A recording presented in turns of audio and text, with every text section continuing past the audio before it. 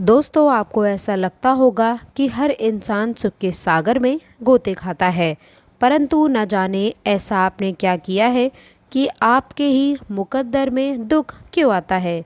नमस्कार दोस्तों, जय माता दी। स्वागत है आप सभी का हमारे यूट्यूब चैनल में। तो मेष राशि वालों, लो आपको बता दें कि आपके जीवन में दुख क्यों आते हैं। और दोस्तों, बहुत बार आपको ऐसा भी लगता होगा कि आपने कभी किसी का बुरा नहीं किया, आपने कभी भी किसी के बारे में बुरा नहीं कहा, आपने कभी भी किसी के बारे में कुछ गलत नहीं सोचा, फिर आपके जीवन में सुख क्यों नहीं है। आप कुछ भी करते हैं, कहीं भी जाते हैं, तो आपको ऐसा महसूस होता है कि आपके जीवन में दुख ही दुख भरे हुए हैं। तो आइए दोस्तों, हम आपको इस वीडियो में बताएंगे कि वो कौन से कारण हैं जिनके द्वारा आपको लगता है कि आपकी राशि वालों को ही सबसे ज़्यादा दुख मिलता है और आपके जीवन में दुख ही दुख आते हैं। दोस्तों, आगे बढ़ने से पहले हम आपसे छोटी सी रिक्वेस्ट करना चाहते हैं कि आप हमारे चैनल को सब्सक्राइब करके इस वीडियो को अपने दोस्तों के साथ शेयर ज़रूर करिएगा। और दोस्तों, कमेंट बॉक्स में सच्ची श्रद्धा से जय माता दी आप हमारे दुख खत्म कर दीजिए, कमेंट बॉक्स में ज़रूर लिखिएगा। तो दोस्तों, चलिए वीडियो को स्टार्ट करते हैं। दोस्तों, यदि आप ये जानना चाहते हैं कि आपके जीवन में हमेशा ही दुख क्यों आते हैं, तो सबसे पहले दोस्तों आपको इस बात को समझना होगा कि आखिर सुख होता क्या है। क्योंकि जिस दिन आप दोस्तों सुख का असली मतलब समझ जाएंगे, उस दिन से आपको दुख का एहसास होना ही बंद हो जाएगा।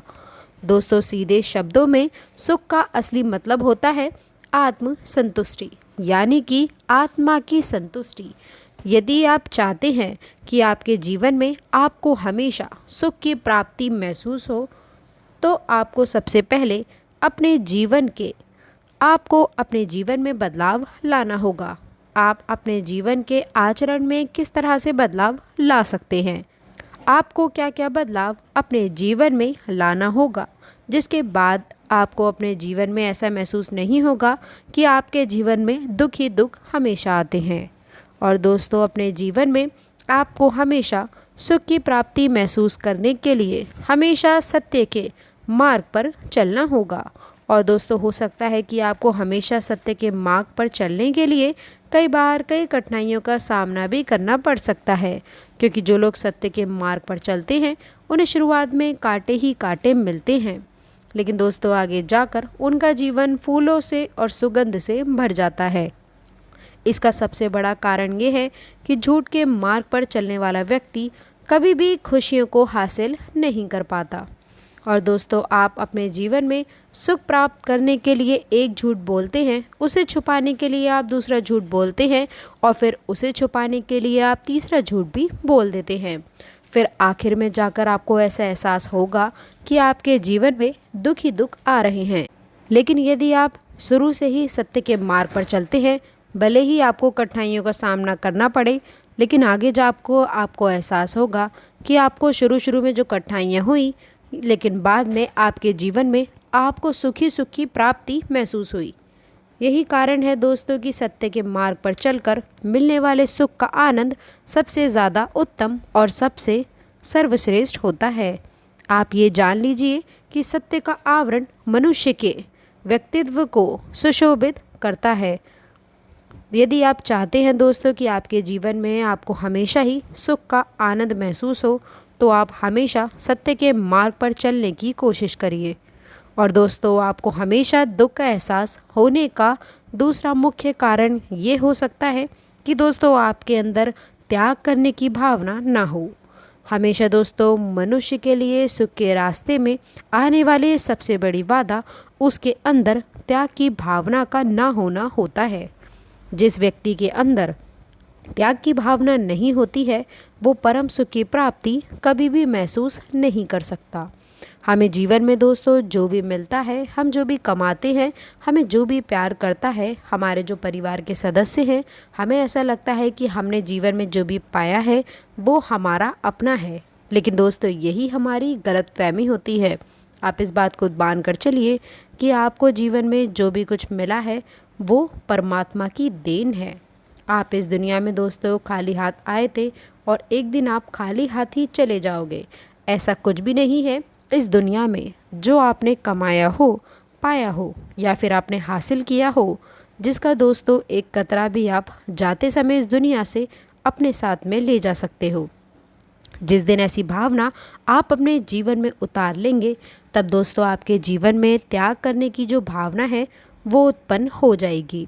उसके बाद में आपको अपने जीवन में कभी भी कोई छोड़कर जाएगा तो आपको ऐसा नहीं लगेगा कि वह व्यक्ति जो आपको छोड़कर चला गया है उसके बाद में आपके जीवन में किसी तरह के ज़्यादा दुख आ गए हैं। जो व्यक्ति दोस्तों आपका अपना इस संसार से चला जाता है, उसके जाने के बाद में जितने भी फ़र्ज़ हैं वो तो हमें पूरे करने होते हैं, लेकिन हमेशा हमें उसके पीछे जाने के बाद में दुख को पकड़कर नहीं बैठना चाहिए।